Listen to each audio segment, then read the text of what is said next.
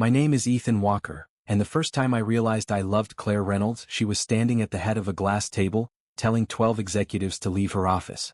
"Give me 10 minutes, she said calmly. No one argued. I watched them file out, then she looked at me and said, "You're still here." "I was waiting," I said. For you." Later that night, she leaned against my chest and asked, "Does it bother you?" "What?" "That I'm your boss." I laughed and said, "You're more than that." She didn't laugh back.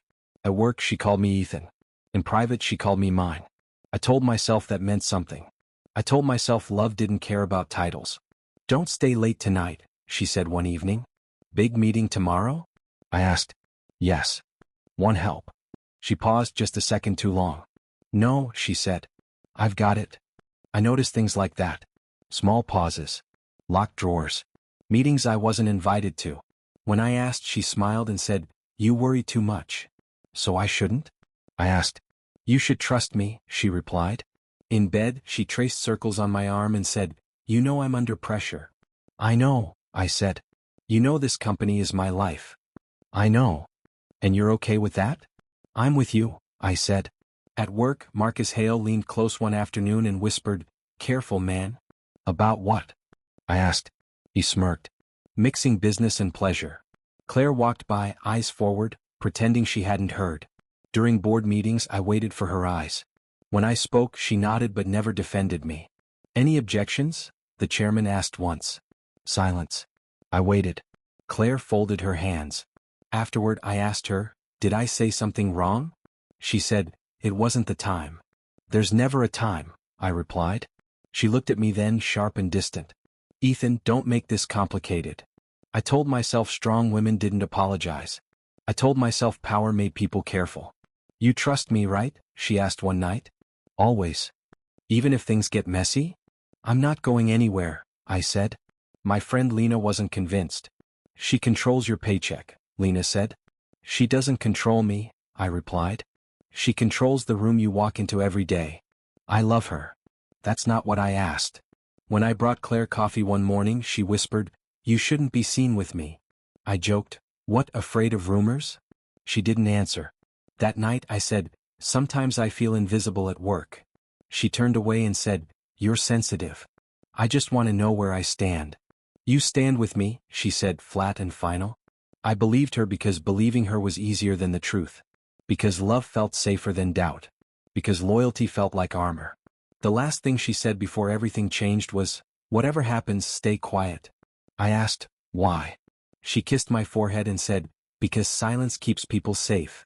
I didn't know then who she meant. I walked into the boardroom believing I was safe. "Morning," I said, forcing a smile. No one answered.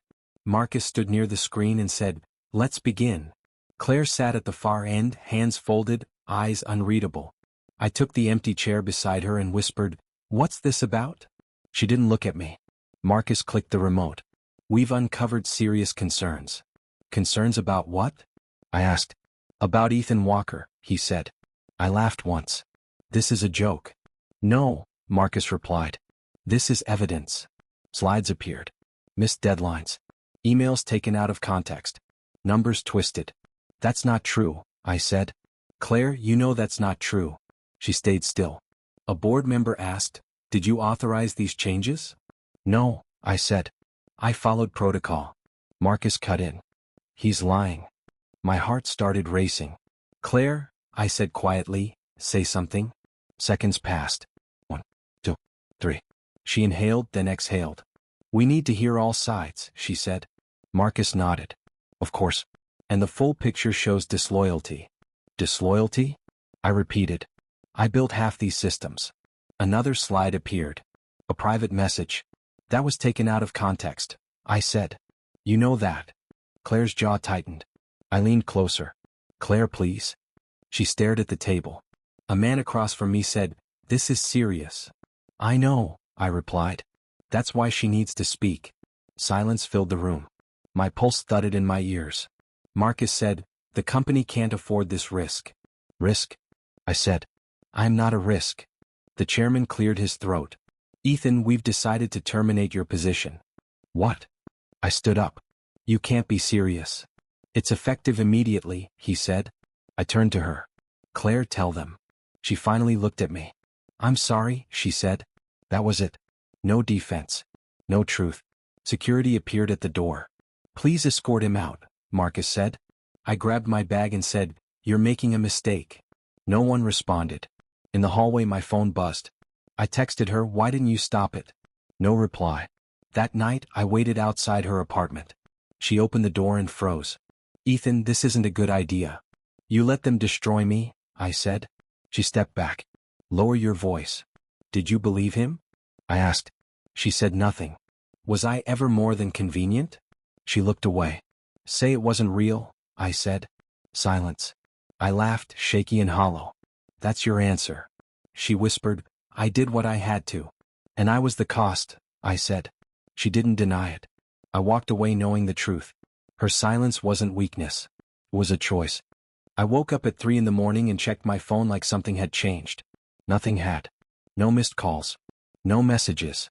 I said out loud, she would have texted if it mattered. The room didn't answer. By sunrise, my inbox was full of rejection emails. Thank you for your interest. We've decided to move forward. I laughed and said, already? I packed my desk in silence. A guard watched me like I might steal my own work. Need help? He asked. No, I said. I know where everything goes. When I got home, Lena was waiting. You look terrible, she said. Good to see you too. She crossed her arms. Did she call? No. Did you expect her to? Yes, I admitted. I dropped the box on the floor and said, I just need time. You need truth, Lena replied. She froze, I said. That's all. She chose, Lena said. I shook my head. You don't know that. I know power, she said. And I know silence. That night, I dialed Claire's number and hung up before it rang. She's busy, I told myself. She's thinking, I lied. I stared at the ceiling and replayed her face in the boardroom. The pause. The breath. The nothing.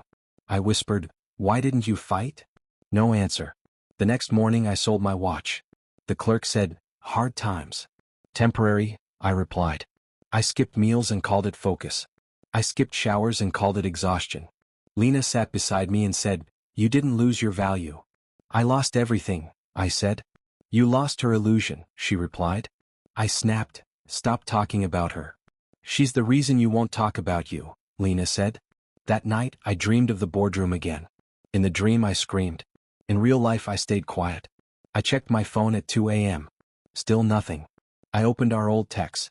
Her last message read, stay calm. I said, I did. I sent her one message. Did I ever matter? It stayed unread. Lena watched me from the doorway. You deserve answers, she said. I don't want revenge, I replied. Then what do you want? I want to know if I was real to her. She sighed. You were real. The problem is, so was her ambition.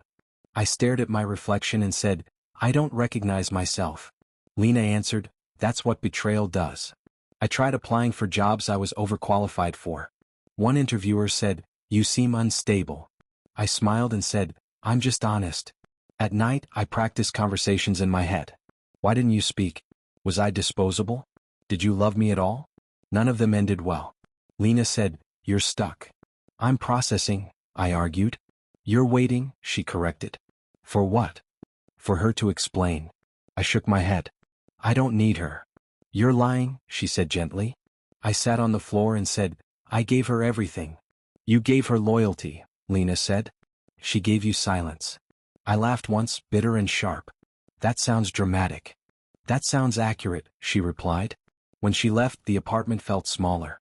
I said, I'm fine, to no one. I lay in bed and whispered, just tell me why. The silence stayed. I wasn't supposed to be in the building. I only came back to return my badge. As I stepped out of the elevator, I heard voices near the break room. I shouldn't be talking about this, Sophie said. You're shaking, another voice replied. What happened? I froze. It was Marcus, Sophie whispered. He altered the files. What? He told me to stay quiet. My chest tightened. Did Claire know? The other employee asked. There was a pause. Yes, Sophie said. I leaned closer, my heart pounding. She saw the real reports, Sophie continued. She told Marcus to clean it up. To protect Ethan? No, Sophie said softly. To protect the company. I felt dizzy. She let him take the fall? She let him take the blame, Sophie corrected. I stepped back before they saw me. My hands shook as I whispered, she knew. Outside I sat on the curb and laughed. Of course you knew, I said to the air. Lena called. You sound strange, she said. I heard the truth, I replied. Whose? Hers. I told her everything. She chose power, Lena said. She chose survival, I replied. That night, Claire finally texted me. We need to talk. I met her in her office after hours. She said, you shouldn't be here. I know, I replied. You made that clear. She didn't sit. I heard about Marcus, I said. Her eyes flickered. From who? Does it matter? She sighed. Ethan. Did you know? I asked. She didn't answer. Did you know he framed me? Silence. I laughed once. That's all I needed. She said, you don't understand the pressure I was under. I understand betrayal, I replied. I couldn't risk everything, she said. You risked me, I said. Her voice cracked. I built this company. And I helped you, I replied. She whispered, if I spoke up, the board would have turned on me. So you let them turn on me instead, I said. She looked at the floor. I thought you'd recover, she said. I nodded slowly. You thought wrong. I didn't do it to hurt you, she said. You did it knowing it would, I replied. I stood there breathing hard. I could expose you, I said. She stiffened. You could lose everything, I continued. She whispered, please don't. I smiled sadly. See? Now you're afraid. She stepped closer. I loved you, she said. You loved control, I replied. I walked to the door. Ethan, she called. What? I'm sorry, she said. I paused. Sorry doesn't change silence, I replied. Outside, I felt lighter and heavier at the same time. Lena waited in her car. What are you going to do? She asked. I thought about revenge. I thought about exposure. I thought about walking away. I'm choosing me, I said. She smiled. About time. As I walked into the night, I realized something. They didn't take my power. I gave it to them. And I wasn't doing that anymore. I took the job because it paid rent, not because it fed my pride. The manager looked at my resume and said, you're overqualified. I'm qualified enough, I replied. On my first day, a guy beside me asked, what happened to you? Life, I said. He nodded like he understood. I stopped checking Claire's social media. I stopped waiting for explanations. Lena noticed first. You're quieter, she said. I'm calmer, I replied. At work, I listened more than I spoke. A coworker said, you think before you answer. I learned the hard way, I said. One evening, Daniel Price called me. I hear you landed on your feet, he said. I landed, I replied. That's different. We met for coffee. You were treated unfairly, he said. I know, I answered. You're not angry? I said. I'm tired now. He smiled. That's when people get dangerous. I don't want revenge, I said. I didn't say you did, he replied. I started writing things down. Dates, conversations, emails forwarded quietly. A coworker whispered, Marcus is panicking. Why? I asked. He's pushing deadlines that don't make sense. Lena laughed when I told her. Karma hates patience, she said. I ran into Sophie one afternoon. She said, I'm sorry. For what? For staying quiet, she replied. You don't owe me anything, I said. She hesitated. I saved copies. Why? Because silence eats people alive, she said. I didn't ask for the files. She sent them anyway. Daniel called again. You're being careful, he said. I'm being clean, I replied. He paused. Claire's in trouble. I didn't respond. Marcus overplayed his hand, Daniel continued. I'm not involved, I said. Exactly, he replied. I slept through the night for the first time in weeks. At lunch, someone said, Did you hear about the audit? No, I replied. They're tearing the company apart. I felt nothing. That scared me. Then it didn't. Claire emailed me once. Can we talk? I deleted it. Lena raised an eyebrow. That's new, she said. I'm busy, I replied. Daniel said, You're doing this right. There's a right way? There's a way that lets you sleep, he answered. Marcus called me drunk one night. You ruined me, he said. I didn't touch you, I replied. You existed, he snapped. I hung up. The next week, headlines broke. Resignations. Investigations. A coworker asked, "Does it feel good?" "No," I said. "It feels done." Lena smiled. "You're standing straight again," she said. "I forgot I could," I replied. "Daniel met me one last time." "You kept your hands clean," he said. "I kept my soul," I answered. He nodded. "That's rarer." When Claire lost her title, no one called it karma. They called it restructuring. I called it balance. I walked home and realized something simple. I didn't need to win. I just needed to stop losing myself. The call came while I was eating dinner alone. "Have you seen the news?" Lena asked. "No," I said. "You should." I opened my laptop and saw Marcus's face on the screen. "Fraud investigation," the headline read. I said quietly, "So it's real." Lena laughed once. "It's happening without you." "That's the best part," I replied. The next morning Daniel called. "The audit exposed everything," he said. "I figured," I answered. Marcus tried to shift blame. "To who?" "To you," he said. I smiled. "Did it work?" I asked. Daniel paused. "Not even close." By noon my phone buzzed with a name I hadn't seen in weeks. Claire. I let it ring. Then she texted. "Please." I met her at a quiet cafe. She looked smaller. Not weaker. Just human. "You didn't answer my calls," she said. "I noticed," I replied. She sat across from me and whispered, "I'm scared." "That's new," I said. "The board knows," she said. "About Marcus?" "About everything." I nodded. "Good." She gripped her cup. "I should have protected you." "You didn't," I replied. She swallowed. "I thought I could control the fallout." "And you lost control," I said. Her voice cracked. "I didn't expect it to cost me this much." I leaned back. "It cost me my life." She looked at me, eyes wet. "I loved you," she said. "You loved the version of me that didn't challenge you," I replied. She shook her head. "That's not fair." "Neither was silence," I said. She whispered, "I was afraid." "So was I," I replied. The waiter interrupted. "Coffee?" "No," I said. "Yes," she whispered.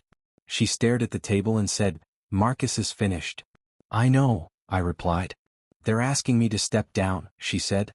"That happens," I said. She looked up. "Don't you feel anything?" "I feel clear," I replied. She reached for my hand. I moved it away. "I'm sorry," she said again. "I know," I replied. She laughed softly. "You don't need me anymore." "No," I said. "I never did." Her eyes filled. "That hurts," she said. "I lived with it," I replied. She leaned forward. "Say something kind." I thought for a moment. "You taught me who I never want to be," I said. She flinched. "I thought you'd fight me," she said. "I already did," I replied. Outside, reporters gathered near the building across the street. "Is that for you?" I asked. She nodded. "I should go," she said. "Yes," I replied. She stood and said, "I hope you forgive me." "I forgave myself," I said. She hesitated. "That's worse." "It's freedom," I replied. She walked away toward flashing cameras. I walked in the opposite direction. Daniel called that evening. "You handled that well," he said. "I didn't do anything," I replied. "You didn't need to," he said. "Lena met melata." "You look lighter," she said. "I am," I replied. "Do you feel powerful?" she asked. "No," I said. "I feel equal." That night I slept without dreams. For the first time, silence felt peaceful. I walked into the building without a badge for the first time. The receptionist asked, "Can I help you?" "I'm here for the meeting," I said. "Name?" "Ethan Walker." She checked the list and nodded. "Conference room 3. Inside Daniel stood first. "You made it," he said. "I said I would," I replied. A board member smiled politely. "You're not employed here anymore," he said. "I know," I replied. "That's why I'm calm." Daniel said, "This is informal." "Good," I said. They talked about restructuring. They talked about compliance. I listened. One of them asked, "Do you want to speak?" "Yes," I said. "I'm not here for justice," I continued. "That already happened." A man across the table asked, "Then why come?" "So I could leave without carrying this," I replied. Daniel nodded. When the meeting ended, he walked me out. "You're free now," he said. "I know," I replied. Outside, Lena waited. "How was it?" she asked. "Quiet," I said. That's fitting, she replied. Claire resigned that afternoon. No speech. No scandal. Just an email. Lena read it and said, "That's it?" "That's enough," I replied. Marcus vanished from headlines. Someone said, "He moved overseas." I shrugged. "Good luck," I said to no one. That night Claire called one last time. "I heard you attended the meeting," she said. "I did," I replied. She hesitated. "Are you angry?" "No," I said. "That scares me," she admitted. "It used to scare me too," I replied. She whispered, "I lost everything." "You lost a title?" I said. "What did you lose?" she asked. "I lost who I was," I replied. "And then I found him again." She was quiet. "I'm sorry," she said. "I forgive you," I replied. "For what?" "For teaching me my worth." She breathed out slowly. "Goodbye, Ethan," she said. "Goodbye, Claire," I replied. I hung up and didn't feel the urge to call back. Weeks passed. I laughed more. I slept deeper.